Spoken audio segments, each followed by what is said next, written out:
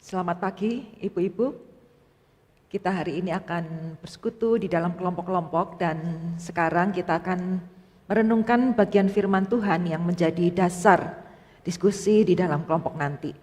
Dan hari ini khususnya temanya adalah kemauan bercermin yang sekaligus merupakan lanjutan dari eksposisi kitab dari Yakobus.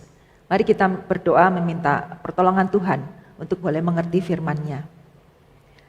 Allah Bapa kami di surga, kami sangat memerlukan hikmat yang daripada Tuhan sehingga kami bisa mengerti yang dimaksudkan oleh firman-Mu. Dan kami sangat membutuhkan pertolongan Roh Kudus supaya boleh menggerakkan kehendak kami untuk melakukan apa yang akan kami pelajari. Kami berdoa menyerahkan waktu ini, Tuhan yang berbicara kepada kami semua. Di dalam nama Tuhan Yesus kami berdoa.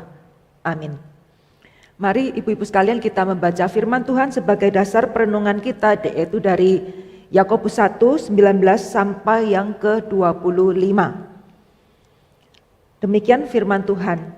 Hai saudara-saudara yang kukasihi, ingatlah hal ini.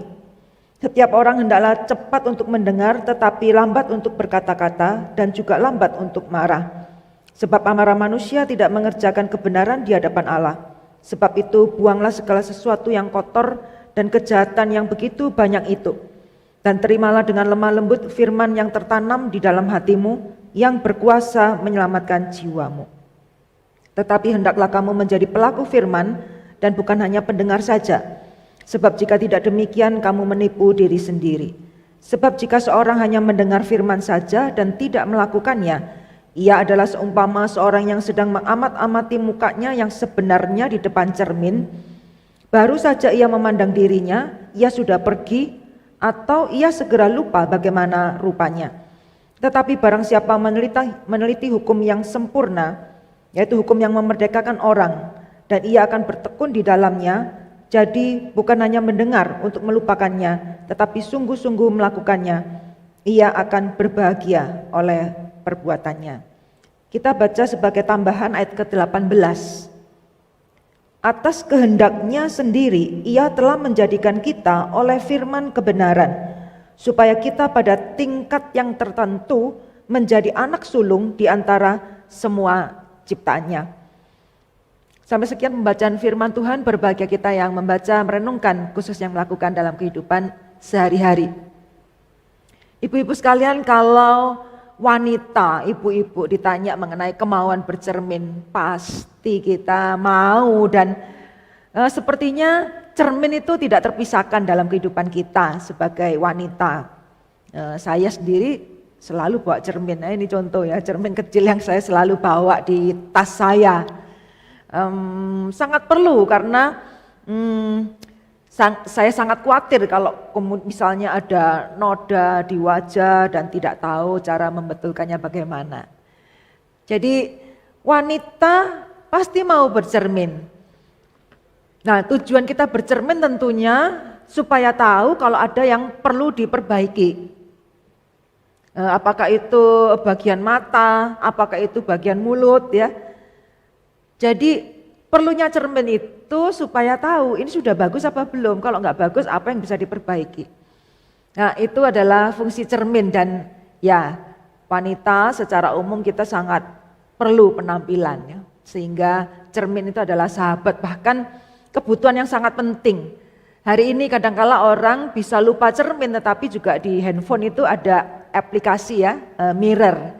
Jadi mungkin nggak bawa cermin, tapi kadang-kadang orang lihat handphone itu sebenarnya lihat cermin ya, ngaca itu gimana penampilanku. Jadi kita sangat-sangat perlu. Nah, oleh karena itu sangat tepat sekali firman Tuhan itu memakai ilustrasi cermin untuk menunjukkan bahwa kita sebagai orang Kristen itu sangat perlu firman Tuhan sebagai cermin. Supaya kita itu kalau ada yang kurang dikoreksi, sehingga kita makin baik. Nah, ibu-ibu sekalian, hal ini disampaikan oleh Yakobus di dalam suratnya. Dikatakan di situ bahwa kita perlu bercermin. Di sini sebenarnya unik juga. Ini konteksnya adalah jemaat yang sedang mengalami penderitaan atau aniaya. Mereka itu di rantauan, yang imigran, minoritas. Sehingga mereka banyak mengalami kesulitan karena mereka itu Kristen. Nah, di dalam masa penganiayaan penderitaan susah, tetap firman Tuhan mengatakan kamu tetap selalu perlu bercermin. Jadi di dalam penderitaan kesusahan itu bukan excuse, lalu alasan gak usah bercermin. Tapi justru di dalam kesulitan itu Tuhan mengatakan sangat perlu kamu memeriksa diri, membetulkan ya. Karena nanti kita akan melihat kenapa demikian. Jadi firman Tuhan di sini memberitahu bahwa kita sebagai orang Kristen, satu katakan perlu meneliti hukum yang sempurna. Nah, di sini katakan terimalah dengan lemah lembut hukum yang sempurna dan yang memerdekakan orang. Jadi ibu-ibu sekalian, secara umum biasanya hukum itu bukan memerdekakan. Secara umum hukum itu biasanya menjajah, menjadi beban yang sangat berat, menjadi batasan yang kita tidak suka. Tetapi di sini Tuhan mengatakan kalau firman Tuhan itu adalah hukum yang justru memerdekakan, yang memberi kebebasan. Seperti Tuhan Yesus juga mengatakan, pikulah kuk yang kupasang, karena kuk itu ringan. Ya, kuk itu yang dipasang di lembu ya. Itu ringan untuk mengarahkan sehingga pekerjaan daripada sapi menggarap sawah itu enggak sia-sia. Hukum yang memerdekakan sama seperti misalnya lalu lintas lampu merah hijau kuning itu hukum. Tetapi kalau kita ikutin hukum lampu merah hijau kuning itu justru memerdekakan kita. Lalu lintas itu jadi jelas kapan maju, kapan mundur, kapan belok. Jadi itu hukum yang justru mendatangkan kebebasan di dalam berkendaraan. Nah, Tuhan mengatakan firman Tuhan itu adalah hukum yang memerdekakan. Pada waktu kita mengikuti justru di situ kita akan menemukan kebebasan.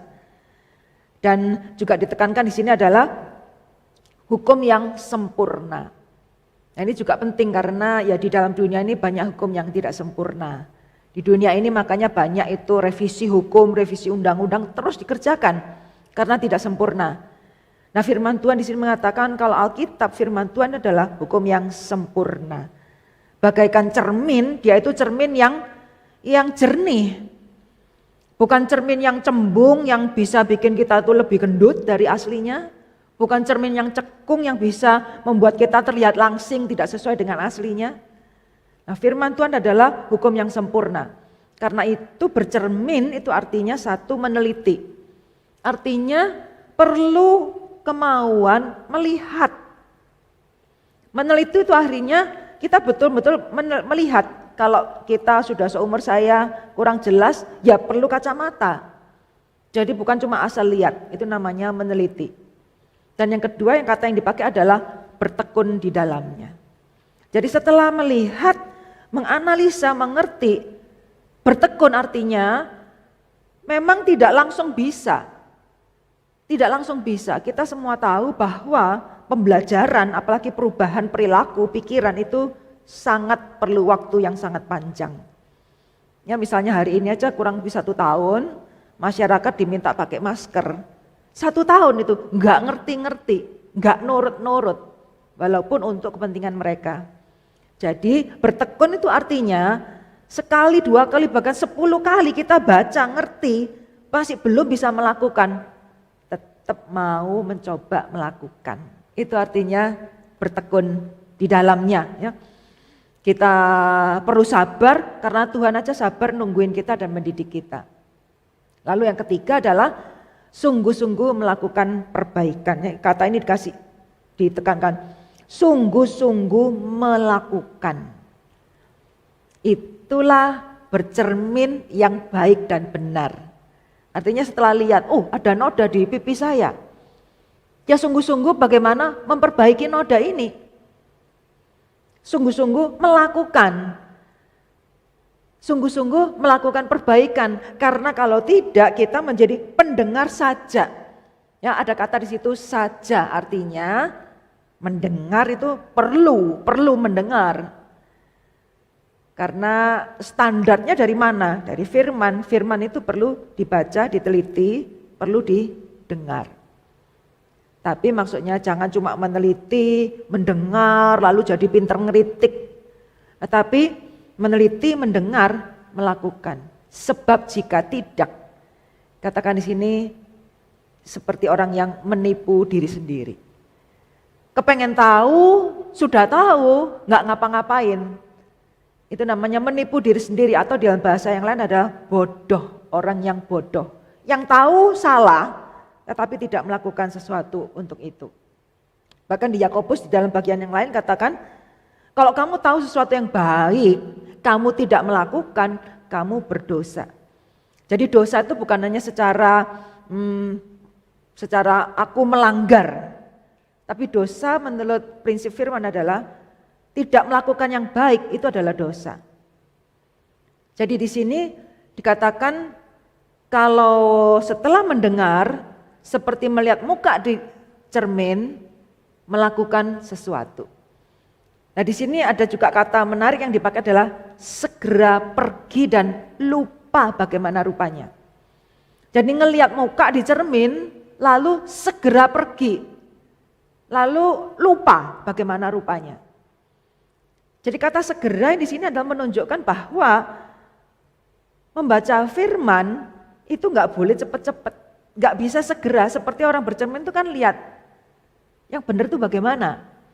Jadi perlu mengamati supaya tahu jelas yang benar bagaimana dan apa yang harus dikoreksi. Jadi segera itu bicara mengenai waktu. Bercermin, menganalisa firman, melakukan firman perlu waktu.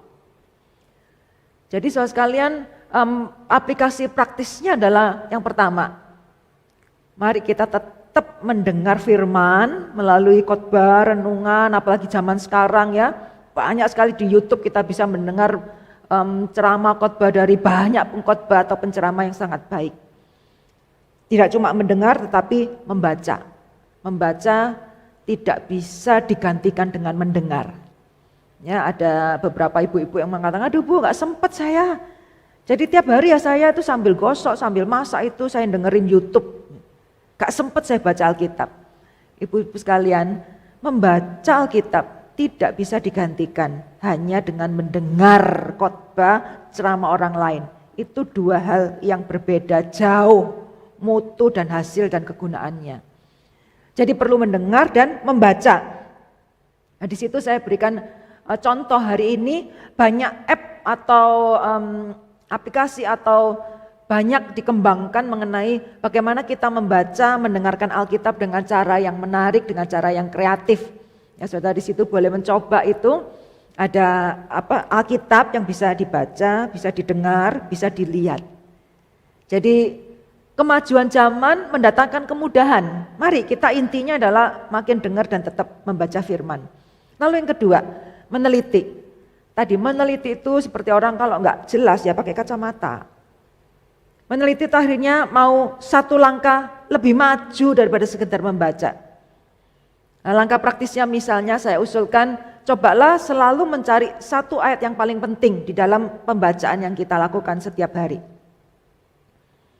Kalau misalnya ada yang membaca Alkitab berurutan atau bagaimana, saudara baca 10 ayat, 5 ayat atau 20 ayat, carilah satu ayat saja. Cari satu yang paling penting. Lalu setelah milih itu saudara mesti pikir, kenapa saya pilih ini sebagai yang paling penting? Jadi itu fungsi meneliti, yang mana yang paling penting dan kenapa saya menganggap hari ini ayat itu paling penting untuk saya. Dan aplikasi, melakukan, apa hubungannya dengan hidup saya sekarang? Apa hubungannya Abraham, Ishak, Yakub, Yusuf, Musa, Paulus, Silas dengan saya hari ini tahun 2021 di Jakarta ini, apa hubungannya? Kita percaya pasti ada hubungannya karena itu ada firman Tuhan yang di dalam kekekalan. Nah, ketika menemukan hubungan, langkah yang paling penting seperti bercermin adalah bertekun dan melakukannya. Setelah memilih ayat, bagi saya ini paling penting. Lalu hubungannya dengan saya, oh berarti saya bagaimana? Jadi kita bisa menanyakan, apa yang perlu saya lakukan? Setelah membaca ini, apa yang perlu saya lakukan? Atau kadangkala enggak semuanya perbuatan. Kita bisa tanya, apa yang perlu saya yakini? Atau konsep pemikiran apa yang perlu saya rubah? Jadi misalnya, saya perlu bersyukur untuk janji Tuhan di sini misalnya Matius 11 ayat 28 ya, marilah kepadaku yang letih lesu dan berat. Atau kadangkala kita, saya ditegur dalam hal apa melalui ayat itu. Atau kemudian kita bisa mengatakan saya perlu minta kekuatan untuk melakukan apa sesuai firman Tuhan atau ayat yang kita pilih tadi. Dan di dalam kelompok kecil saya usulkan kalau belum punya catatan, cobalah di dalam kelompok kecil 1 bulan ini saja membuat catatan. Jadi mulai besok atau besok lusa setelah diskusi kelompok, ayo bikin catatan. Hari ini aku baca apa, yang penting ayat apa yang hubungannya dengan saya dan apa yang saya lakukan. Ya. Dicoba nulis. Ya, kan ada banyak orang ya termasuk saya jarang nulis sehingga tulisannya jadi jelek sekali. Menulis, karena menulis itu mendengar itu satu, lalu membaca itu yang kedua, yang ketiga kalau kita menulis itu firman itu lebih tertanam, lebih masuk ke dalam hati dan pikiran kita. Jadi itu satu proses yang menanamkan benih firman kalau kita itu sempat menulis. Jadi dibuang ya alasan udah lama nggak nulis lah, nggak sempat, itu dibuang. 1 bulan aja coba bikin catatan. Lalu catatan itu kalau mungkin ada orang yang alasan, Bu saya nggak punya buku tulis, ya nggak apa-apa. Nah, saudara di rumah punya kalender ya tahun lalu atau tahun ini yang sudah nggak kepake, pokoknya ada media tulisan lah ditulis. Jadi saya usulkan itu supaya di dalam kelompok ini bersama-sama kita ada satu langkah lebih maju, karena intinya adalah menjadi pelaku, intinya adalah tadi waktu ya, itu ada gambar jam, intinya waktu, gak boleh cepet-cepet.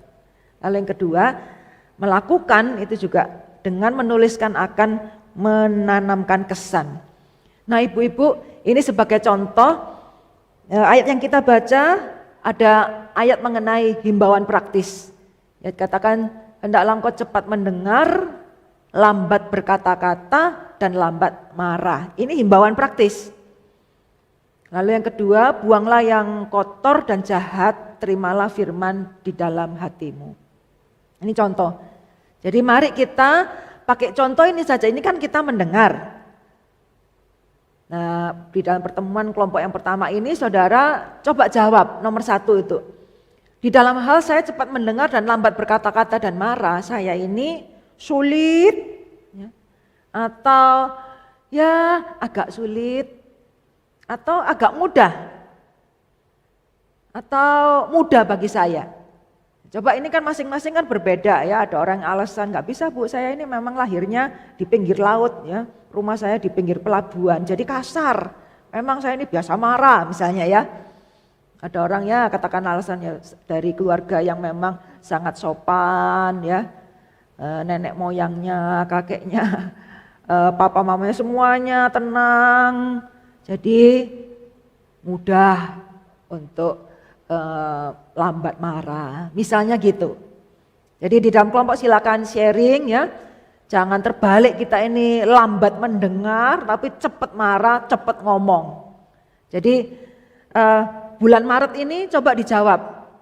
Nomor 1, nomor 2 saya itu yang mana? Nah kita tentu berharap seperti sebuah kupu-kupu, kita berharap bulan depan, April, kita coba lihat untuk menjawab pertanyaan ini sudah ada kemajuan apa belum. Kalau bulan Maret, bulan sekarang ini saya agak sulit ngerem omongan ya, pengennya marah aja. Coba kita sama-sama satu kelompok ya, bulan April kita sharing gimana, ada kemajuan enggak kita dibandingkan bulan Maret yang lalu. Ya ini contoh kita berusaha melakukan, karena Roh Kudus itu ada kuasanya, akan di dalam kuasanya dia akan mengembangkan kita seperti kupu-kupu, dia ada transformasi. Itu janjinya Tuhan bagi kita.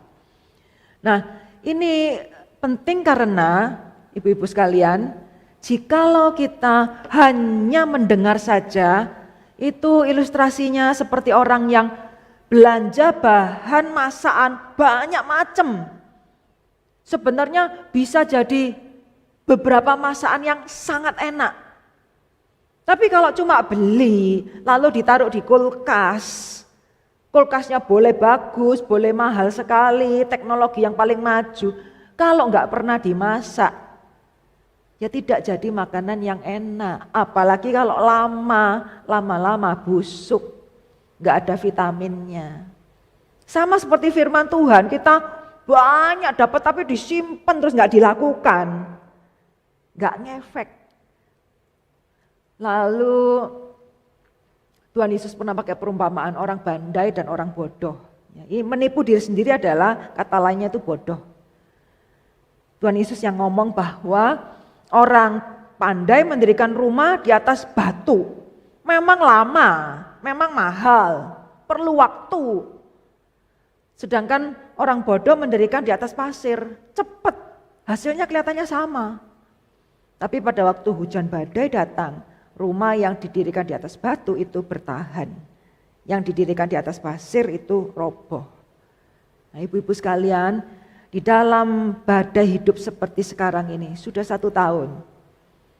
Orang yang bertahan, imannya bertahan, sukacitanya bertahan, damai sejahteranya bertahan, adalah orang yang punya waktu menjadikan firman Tuhan itu dasar di dalam hidupnya, fondasi hidupnya, seperti fondasi rumah. Orang itulah yang bertahan. Tapi orang yang kalau cuma sekedar dengar, ikut kegiatan sana sini, tetapi di rumah tidak ada waktu khusus baca Alkitab. Dan upaya sungguh-sungguh mau mikir, mau melakukan. Orang seperti itu. Sukacitanya, imannya pada masa pandemi ini hancur. Nah, belum terlambat. Mari kita menjadi orang yang pandai. Bila hanya mendengar saja seperti tadi orang yang melihat cermin, seperti kita wanita melihat cermin, lalu kok kusut rambutnya, kok bedaknya nggak rata, kok lipstiknya ke sana sini. Tapi kita cuma lihat saja, nggak melakukan perbaikan. Ya nanti pelan tapi pasti muka kita itu makin jelek, makin tidak enak dipandang. Nah, mari kita bercermin karena Tuhan berjanji. 1, firman itu berkuasa menyelamatkan jiwamu. Firman itu bagi kita yang sudah percaya Yesus, kita 1 sudah selamat. Nah, menyelamatkan jiwa itu artinya kita semacam jiwa kita tuh diangkat supaya kita tidak down ya. Seperti di dalam Mazmur, padamu Tuhan ku angkat jiwaku. Jadi kalau firman itu banyak kita simpan di dalam hati dan pikiran kita berusaha melakukan, itu Tuhan berjanji, itu akan mengangkat jiwa kita itu. Sehingga walaupun banyak tekanan, berusaha menjatuhkan kita, bikin kita down, stres atau depresi, Tuhan berjanji firman-Nya akan mengangkat kita, menyelamatkan jiwa kita. Sehingga kita gak sampai down, gak sampai jatuh, hancur. Dan yang kedua, Tuhan berjanji bahwa orang yang seperti itu akan berbahagia. Orang yang meluangkan waktu ya, meluangkan waktu lalu mau sulit sedikit, nulis apa ini ya, mau mikir 1 tahap lebih maju, hubungannya apa dengan saya, apa yang mesti saya lakukan. Orang yang mau melakukan seperti itu, Tuhan berjanji akan berbahagia oleh perbuatannya. Ya, dalam terjemahan bahasa Inggris, he will be blessed in what he does. Tuhan berjanji. Kalau kita memberikan waktu untuk dia, untuk firman-Nya, Tuhan akan memberkati dalam apapun yang kita lakukan. Berkat Tuhan sangat penting. Kita setiap hari melayani rumah tangga, menjaga kedamaian di dalam rumah tangga, melakukan banyak kewajiban, tapi kalau tidak ada berkat Tuhan, semuanya itu kosong. Nah, Tuhan berjanji, kalau di dalam segala kesibukan, kita memberikan waktu untuk meneliti, mikir, berusaha melakukan, Tuhan berjanji, Dia akan memberkati kita di dalam semua yang kita lakukan. Dan yang paling indah, yang ketiga di ayat 18 itu yang kita baca tadi. Atas kehendak Allah sendiri Allah menjadikan kita oleh firman kebenaran. Jadi kita ini jadi orang, jadi murid Tuhan itu melalui firman kebenaran. Ya kalau anak kita dalam tanda kutip supaya dia jadi orang, kita sekolahkan dia. Tapi kalau kita ini supaya kita jadi murid Tuhan, caranya di sini katakan hanya oleh firman kebenaran. Kita ini dalam tanda kutip jadi orang, jadi murid, hanya satu cara, lewat firman Tuhan. Lalu di sini katakan supaya kita pada tingkat yang tertentu menjadi anak sulung di antara semua ciptaannya. Jadi Tuhan seperti mempelai pria yang mengajak mendandani mempelai wanitanya, suruh lihat cermin, suruh perbaiki diri, itu tujuannya bukan sekedar hanya masalah etika sosial, karakter, bukan. Tapi di sini tujuan yang tertinggi adalah supaya kamu pada tingkat tertentu menjadi anak sulung di antara semua ciptaannya. Jadi Tuhan berjanji, jikalau kita memberikan waktu dan mau melakukan, kita akan menjadi penguasa di atas semua ciptaan lain. Artinya saudara dan saya di dalam hidup ini kita tidak akan berada di dalam kuasa pengaruh semua ciptaan, harta benda, orang-orang lain di sekitar kita. Tuhan berjanji bahwa dalam tingkat tertentu kita menjadi anak yang sulung di antara semua ciptaan. Sehingga hidup kita tadi diangkat, tidak di bawah pengaruh kesulitan dunia ini. Dari orang, dari bencana alam, dari apapun. Nah itulah janji Tuhan. Nah kelompok kecil saudara seiman adalah cermin ganda. Jadi cermin yang satu Alkitab, itu yang paling sempurna. Cermin yang kedua adalah masukan dari orang lain. Kadangkala kemampuan kita membaca itu terbatas. Nah, Tuhan memakai tubuh Kristus, saudara seiman, kelompok kecil untuk saling memberikan masukan. Ya, jadi misalnya buru-buru kita lupa gak bawa cermin, yang kita lakukan kan tanya teman. Ya, kalau kita dengan suami tanya suami, "Pak, ini mukaku udah bener belum, bedaknya udah rata belum?" Jadi kadangkala memerlukan orang lain memberikan masukan. Dan puji Tuhan, Komisi Wanita GKY Puri memiliki kelompok kecil. Sudah cukup saling mengenal. Nah mari, kebersamaan kelompok kecil gitu bukan atas nama kecocokan, tetapi atas nama kebersamaan mau melakukan firman dan saling memberikan masukan. Kita ini melihat diri, perlu bantuan. Saya ini nggak bisa melihat diri saya sendiri. Untuk melihat diri saya perlu cermin. Untuk melihat diri saya perlu orang lain memberitahu. Nah, puji Tuhan kita punya kelompok kecil semacam surga kecil yang akan bersama-sama dengan kita untuk semakin indah, semakin cantik di hadapan Tuhan. Nah, sampai di sini ada pertanyaan ibu-ibu, kita masih ada waktu. Saya boleh tanya Bu Mevang? Oh, ya semua Bikyok boleh. Bu Bikyok boleh maju ke depan, saya kurang dengar di situ. Oh gitu ya.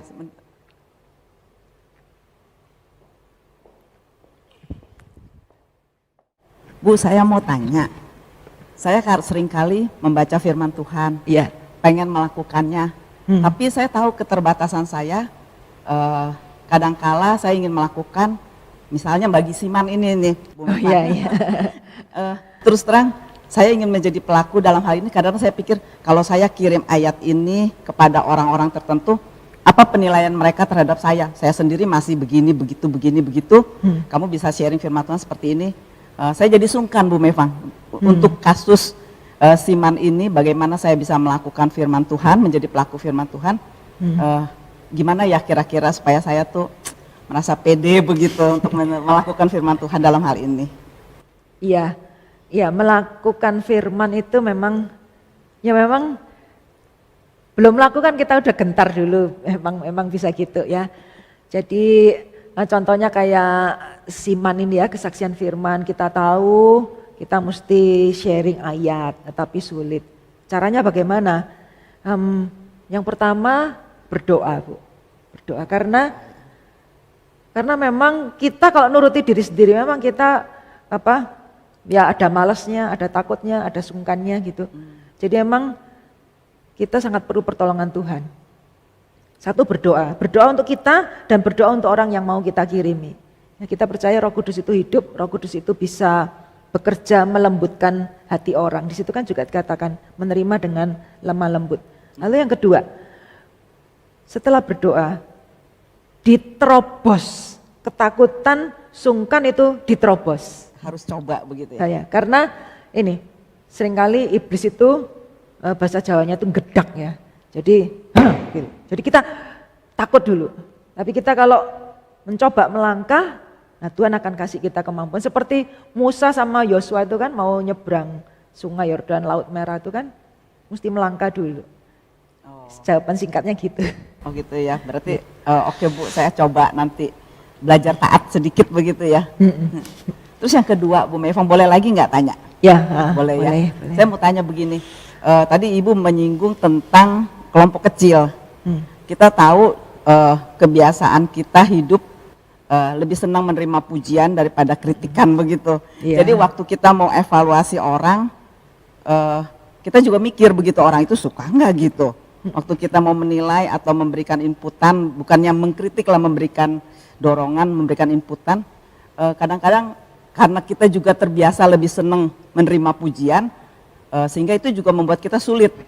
Gimana Bu Mevang caranya mengatasi perasaan sungkanisme ini? Iya, ya semua orang pasti lebih senang dipuji, disetujui ya daripada dikritik ya. Kita juga, saya juga seperti itu. Caranya bagaimana? Kalau di dalam konteks kelompok kecil, kan kita harapkan, makanya justru perlu kelompok kecil. Karena dengan pemikiran, di dalam kelompok kecil ini kan sudah cukup saling kenal. Nah orang kalau lebih kenal, lebih bisa menerima masukan. Ya, lalu kemudian yang kedua itu adalah karena di kelompok kecil atau juga berlaku secara umum, sebelum kita memberikan yang negatif, kita juga belajar memberikan yang positif dulu. Jadi misalnya saya dengan Sumu Bigyok, sebelum saya memberikan kritikan atau masukan, saya harus lebih dulu dalam tanda kutip investasi kebaikan. Jadi misalnya saya meluangkan waktu menjadikan kebiasaan untuk melihat Bu Bigyok ini bagusnya apa, kelebihannya apa. Itu saya katakan sehingga 1, 2 kali, 10 kali memberikan dukungan. Nah nanti kan misalnya kritiknya 2 kali, 3 kali, nah masih 7-nya plus. Jadi di dalam kelompok kecil juga ayo kita biasakan memberikan masukan yang positif. Suatu kali kita memberikan yang negatif itu cukup balance. Gitu. Jadi tidak selalu yang positif kita puji-puji, tapi perlu juga kalau memang ada yang sesuatu yang ingin disampaikan, kita harus sampaikan gitu ya Bu ya. Iya, jadi investasi kebaikan, pujian. Tapi pujiannya harus jujur ya Bu. Iya. Thank you. Terima kasih Bu Mevang. Ya, sama-sama. Udah menjawab pertanyaan kami dan juga sudah menyampaikan firman Tuhan. Teman-teman, kita sudah mendengarkan firman Tuhan, kita bersyukur Bu Mevang terus mengarahkan kita dan membimbing Komisi Wanita. Biarlah kita semua boleh bergandeng tangan, bertumbuh bersama, menjadi serupa dengan Tuhan. Terima kasih ya Bu. Terima kasih juga untuk Ferida, untuk Lia, untuk Lidiana yang sudah mengiringi, memuji Tuhan sehingga kami semua boleh memuji nama Tuhan dengan baik. Ibu-ibu, Komisi Wanita Kamis depan libur karena hari Jumatnya ada Jumat Agung. Kita akan bertemu kembali pada Persekutuan Komisi Wanita pada tanggal 8. Kita akan melanjutkan Bible Study yang kedua oleh penginjil Tan Kian Guan. Ibu-ibu tolong persiapkan diri untuk membaca terlebih dahulu dari 1 Petrus 1 ayat yang ke-13 sampai pasal kedua ayat yang ke-10. Ibu-ibu juga minggu depan mulai dari tanggal 28 gereja kita melakukan serentetan kegiatan menjelang Jumat Agung dan Paskah. Ibu-ibu boleh lihat, catat, dan menikmati ibadah Jumat Agung dan Paskah. Khusus untuk Jumat Agung, kebaktian akan dilakukan secara Zoom. Jadi ibu-ibu boleh ambil bagian, tanya ke TU gereja tentang Zoom-nya, tentang meeting ID dan passcode, dan ibu-ibu boleh bergabung. Untuk Jumat Paskah juga ibu-ibu boleh bergabung bersama. Kita akan selesai demikian warta dan saya minta mungkin Bu Mevang tutup dalam doa gitu ya. Ya, Doakan oke. kita khususnya dalam pergumulan yang tadi Bu. Iya, iya. Oke, mari kita berdoa. Allah Bapa kami di surga, kami terima kasih Engkau mengingatkan kami sekali lagi. Sebagaimana Engkau begitu sabar menunggu pertumbuhan kami, tolonglah diri kami juga bertekun di dalam berusaha, maju dan berubah. Kami berdoa Tuhan Kau memberkati kelompok kecil yang akan bersekutu bersama. Tuhan kiranya menolong memberikan kepada semua kelompok kecil kelemah lembutan di dalam hati mereka, sehingga mereka boleh menerima benih firman dan di dalam kebersamaan lebih ada semangat untuk mencoba melakukannya. Kami berdoa menyerahkan untuk setiap ibu fasilitator yang memimpin, Tuhan juga berikan kepada mereka yang pertama-tama mereka sendiri bertumbuh di dalam pengenalan dan di dalam firman Tuhan, supaya mereka boleh menjadi contoh teladan.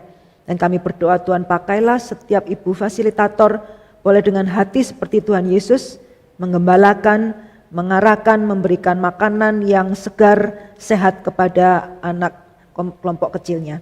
Kami berdoa dan menyerahkan untuk persekutuan kelompok kecil ini, Tuhan memberkati sekiranya ada yang sudah mulai bosan atau merasa kesulitan. Kami mohon kiranya Allah Roh Kudus yang terus berbicara menggerakkan supaya jangan ada ibu-ibu komisi wanita yang lepas daripada komunitas persekutuan kami. Kami berdoa Tuhan menyerahkan juga untuk minggu depan kami akan bersama-sama memperingati Jumat Agung dan Paskah. Tuhan kiranya menolong kami supaya sebagai wanita menyediakan waktu untuk merenungkan sengsara Tuhan yang sudah Engkau derita demi kami.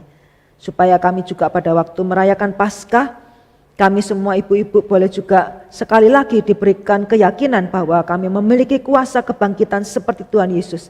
Sehingga kami tidak perlu down, merasa jatuh dan tenggelam di dalam pencobaan pandemi yang begitu panjang ini. Kami berdoa menyerahkan juga untuk bagi beberapa anggota komisi wanita ataupun keluarga dari ibu-ibu DKW yang mengalami kesulitan oleh karena pandemi ini. Kami berdoa bagi yang sakit baik di rumah maupun di rumah sakit, mohon anugerah penyembuhan dari Tuhan supaya mereka boleh segera sembuh dan pulih dan bisa melakukan kegiatan mereka seperti biasanya. Kami berdoa juga untuk bagi banyak keluarga yang mengalami kesulitan ekonomi karena pandemi ini. Kami mohon Tuhan berikan kekuatan kepada mereka, berikan kepada mereka juga hikmat untuk mengetahui cara mengatasi secara kreatif supaya mereka boleh menemukan jalan keluar di dalam kesulitan ekonomi mereka. Kami berdoa bagi semua ibu-ibu yang juga memiliki pekerjaan rumah untuk belajar membagikan satu ayat satu minggu.